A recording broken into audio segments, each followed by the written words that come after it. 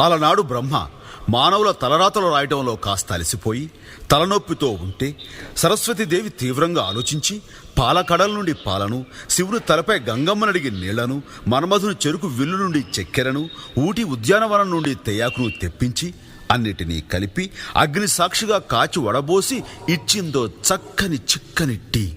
అది తాగిన బ్రహ్మ ఆనాటి నుండి ఈనాటి దాకా రెస్టు లేకుండా సృష్టి కొనసాగిస్తూనే ఉన్నాడు. అంత మహత్తున ఈ టీకి మరో పేరే ఛాయ్ మేరా భాయ్. ఈ ఛాయ్ చరిత్రను నోరారా చెబుతా, నోరూరేలా వినుకోవోయ్. ఆహా. ఆ